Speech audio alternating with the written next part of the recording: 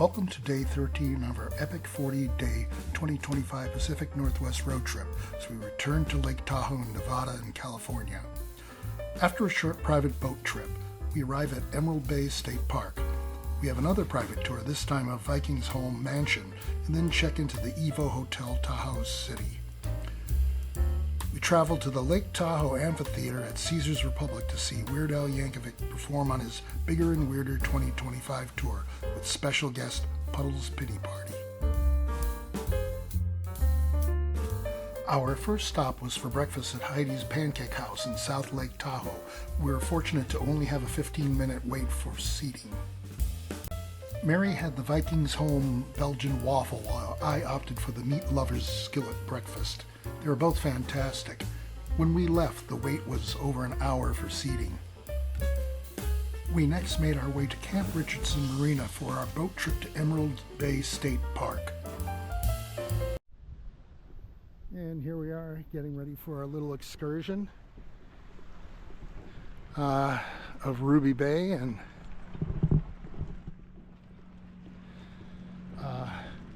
Vikingsholm.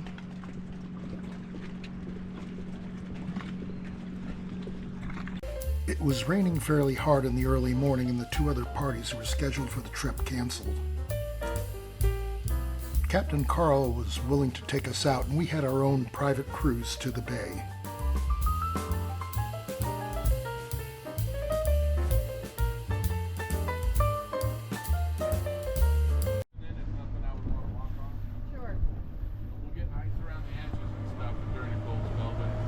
Daytime temperatures for us in the winter.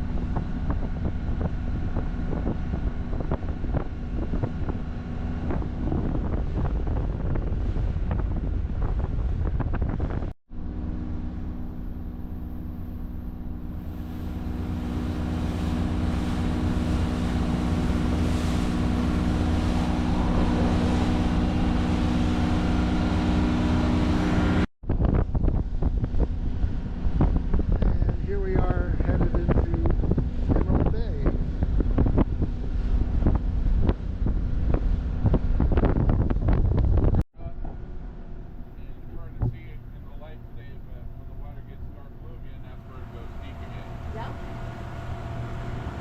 About the light refraction. Very pretty. Is that a tiny bit of glacier up there? Or A is little that bit of speck of white. Yeah. That's just snow. okay? Yeah. There's a good chance that by the time it starts snowing again, that little patch will probably be gone. Okay. But this whole bay was carved out by a glacier. Yep. Oh, okay. That's the tea house there. There's no safe place to dock the boat. People get over there by kayak, or they'll swim from a boat that's anchored nearby. Okay. But this time of year, there's almost always somebody up there. Okay. When I was a kid, Mom and Dad used to let us jump off the boat and swim over and move around. Yep.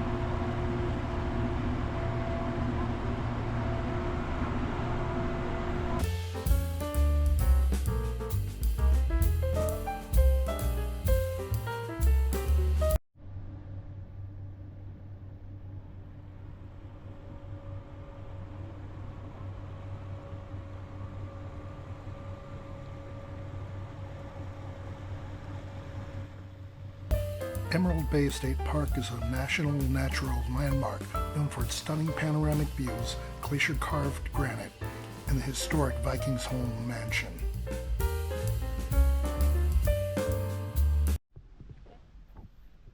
Here's another view of Emerald Bay and the island, and you can see the tea house up at the top.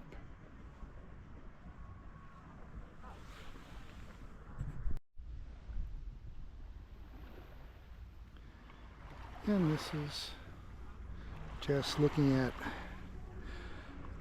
Emerald Bay again. We lucked out.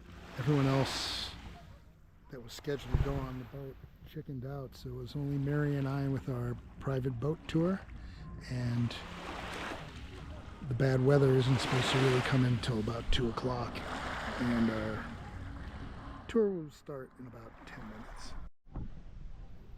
Yeah, if it was a sunny, hot day. Yeah. This bird is a Steller's jay. It is easily recognizable by its deep blue body and black head with a prominent shaggy crest. The bird is native to western North America and primarily inhabits dense coniferous and pine oak forests. They are known for being bold, intelligent, and noisy birds. They are omnivorous, eating a varied diet of seeds, nuts, insects, and sometimes the eggs of other birds. They are also excellent mimics of other bird calls, including those of hawks. This is a golden-mantled ground squirrel. It's often mistaken for a chipmunk, but can be distinguished by specific features. It has a characteristic russet or golden mantle over its head and shoulders, and unlike a chipmunk, its stripes stop at the shoulders and do not continue over its face or head. Squirrels Squirrels are interesting. They have these little white collars. The 16.4-mile Rubicon Trail offers stunning views of Lake Tahoe and Emerald Bay. We were only at the Emerald Bay section, as we had time constraints due to the boat trip.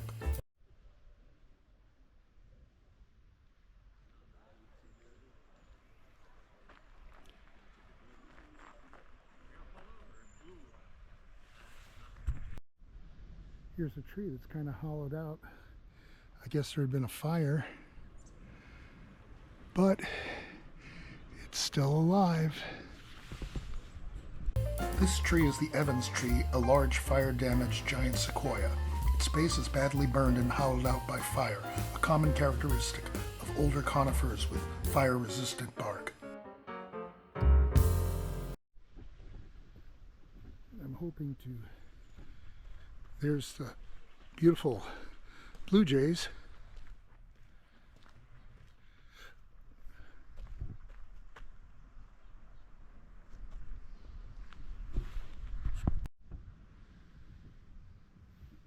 Here's more of Vikingsholm. And we're walking down to the store and visitors information.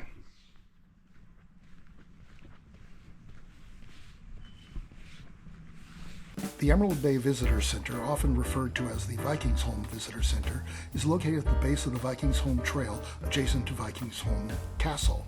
It features historical artifacts and exhibits related to Emerald Bay and the history of Vikingsholm. Helen Henry Smith was a prominent historian, author, and preservationalist, best known for her lifelong dedication to Vikingsholm.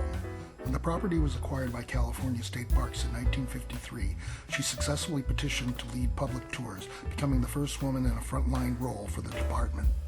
This diorama model showcases the local landscape and geography of the area. This is a map of the Vikingsholm estate area. It was built in 1929 by Mrs. Laura Josephine Knight as a summer home and was inspired by her travels to Scandinavia.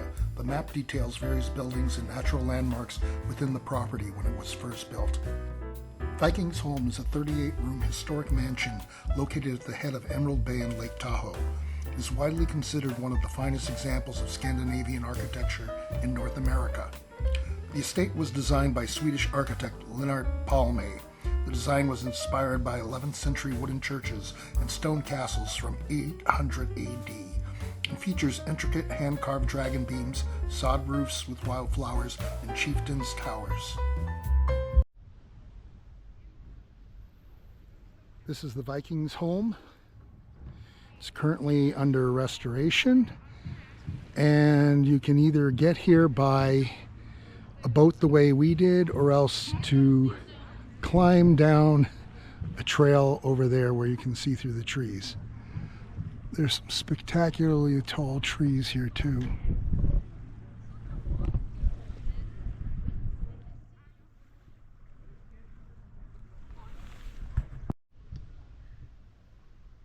And here's some more of the Vikingsholm.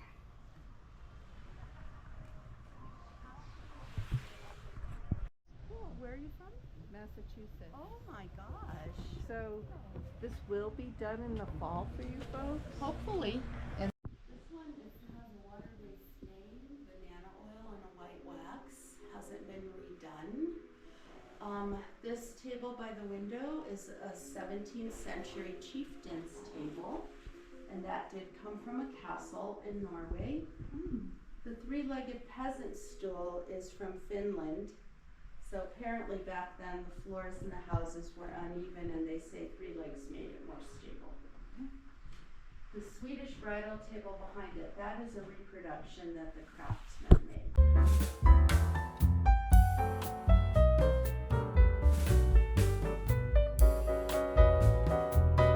The piano is a rare 6-legged Steinway L grand piano.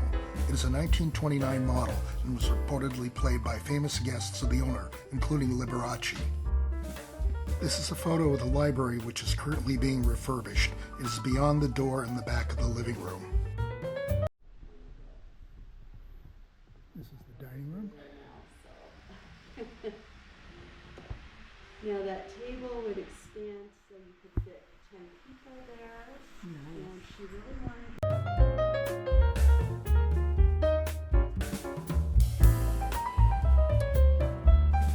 The desk at the back is a Scandinavian folk art secretary bureau with a slant front and elaborate hand-painted floral designs on the main door panels, and a textured, possibly vinegar-grained or stippled finish on the lower section and along the edges. This large hand-painted wooden clock is in the style of a traditional Swedish Mora clock, depicted as a woman in folk dress. This is a closed closet at the entryway featuring decorative Swedish-style window trim and wall murals. This style of painted decoration is rosemalling, a traditional Scandinavian peasant decorative folk art style that consists of floral designs and inscriptions. This is a French provincial farinière, or flower box. It was a common feature in the 18th and 19th century French country kitchens. It's now considered folk art. This store showcases a distinctive geometric design, sometimes referred to as a harlequin pattern, formed by applied wood strips on a solid panel. At the stairs are these stained glass windows with the geometric honeycomb pattern set in wooden paneling. So she chose a story that goes with those. In the Viking folklore, Viking culture, the chieftain would, those are sliding locks, would lock everybody into their bedrooms at night, and his latch is on the inside of his door. He'd lock himself in so no one could attack him. And then in the This is one of the bedrooms in Vikingsholm. This unique iron lock hardware is a hand-forged reproduction based on Scandinavian historic designs. Each door throughout the home features a unique lock, many of which were directly inspired by specific museum pieces Knight had seen during her travels. The chieftain's bedroom is a guest bedroom located on the second floor of Vikingsholm Castle, situated above the library in the turret area. It is currently being refurbished. Was this house cool in the summer because of all the dark wood, or was it? I don't think it got really hot. This is the guest bedroom where normally the You get a breeze off the window. children, the We nieces, run the fans 'cause we can't open would sleep.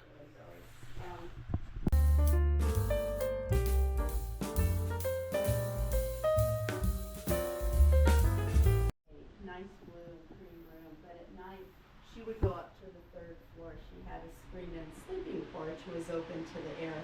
So you'll see a picture of that on the steps that go up. The little yellow bedroom was her personal. Laundry, sewing room for the servants. These are the stairs that the servants had to take down. This is a room where a friend of hers No, that's used to live. That's the her aide, her secretary. Oh, her secretary's room. Okay. There does not appear to be any information as to who Mrs. Owen was. This room is currently being refurbished. These are the stairs going up to the 3rd level. And this is her room where she would spend time, with the windows that overlook the lake.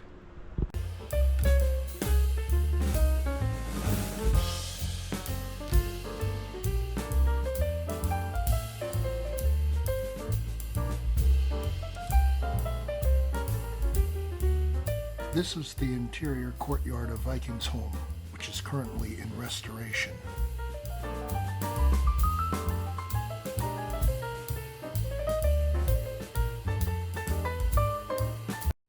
There's the front door of the house, so we were on the other side of that. So her guests, if they were driving, would drive underneath that building in the back and pull up there at the front door. Now the sod roofs, she put those in, and in Scandinavia they use them for insulation. She liked the way they fit. The sod roofs on the north and south wings are a key element of its Scandinavian architectural design.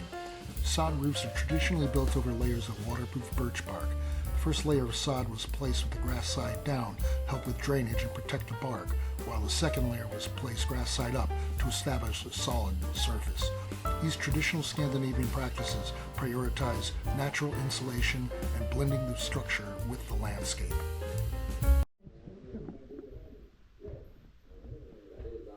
This is where the staff ate. Well, we have a typewriter back there. Yeah. This is the Vikingsholm kitchen. There were about 15 people on staff during the summers, and they were usually brought in from Santa Barbara.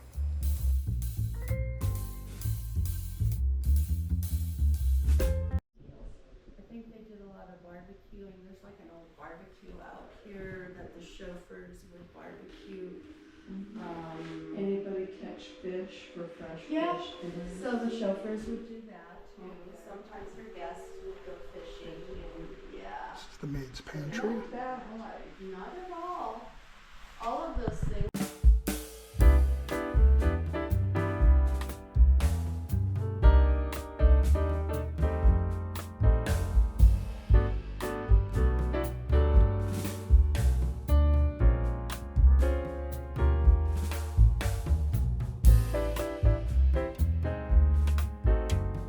Fannet Island is the only island in Lake Tahoe. The sparsely timbered granite formation rises approximately 150 feet above the water and is renowned for its historic ruins and panoramic views of the bay. The island's most iconic feature is a small stone structure at its summit. Built between 1928 and 1929 by Laura Knight, it was used to serve tea to her guests. Today, only the stone shell of the building remains. We did not have time to visit this ruin. Valkyrie was the name of the custom-built 38-foot mahogany runabout cabin cruiser owned by Laura Knight. The Valkyrie served as Knight's primary mode of transportation and entertainment on Lake Tahoe before a road was constructed to her estate. It reflected the Norse and Scandinavian themes Knight loved. The boat occasionally transported the hostess and guests to picnics on Fannet Island.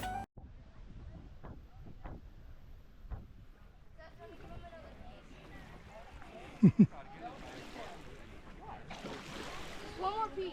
Yeah, actually there is. Claire, no more. Come on. And it's gotten a little nicer here on Emerald Bay. I'll bet the people who decided to not come here are regretting it now.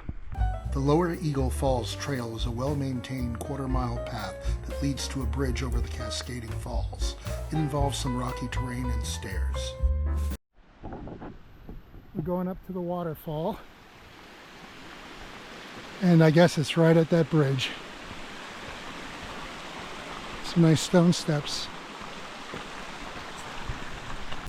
The trail is known for its beautiful stone steps carved into the granite. Lower Eagle Falls Bridge is a pedestrian bridge offering a beautiful view of the lower falls and the surrounding area. And here's the waterfall. Apparently, if you come in May when there's a snow melt, it's coming down really hard and you'll get wet crossing this bridge.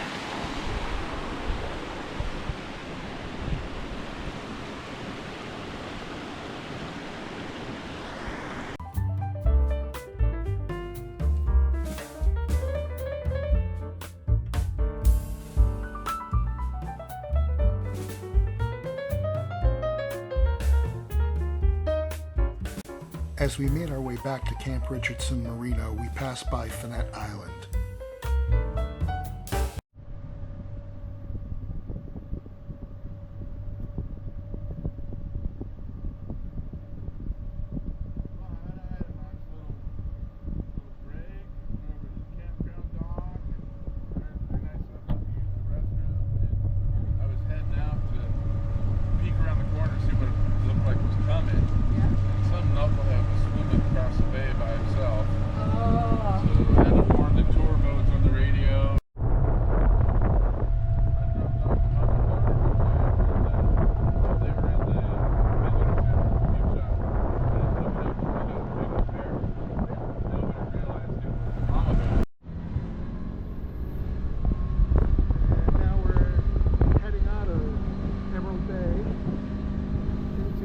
Lake Tahoe.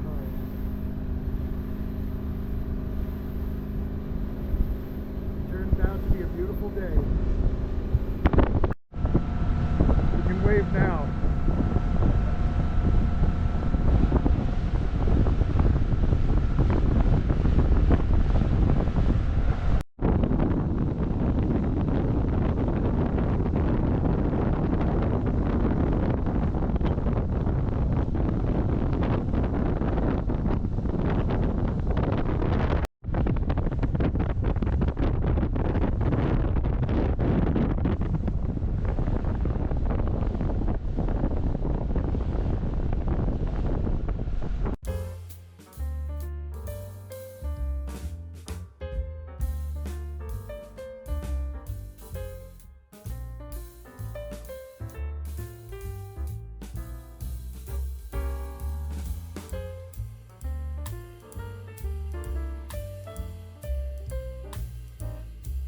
This is the Boathouse Theater, Lake Tahoe's community performing arts center, hosting productions that range from world-class musicians to dramatic and comedic theater. We next made our way to Tahoe City to our accommodations. Evo Hotel Tahoe City is curated by the iconic snowboarder and Tahoe local legend Jeremy Jones. We had discovered that Weird Al Yankovic's Bigger and Weirder 2025 tour was in town, so we decided to get tickets. The show was at the Lake Tahoe Amphitheater at Caesars Republic in State Line, Nevada. It is a temporary outdoor concert venue that operates primarily during the summer months. We bought souvenir t-shirts. I got his Amish Paradise t-shirt. Mary purchased his 2025 tour t-shirt.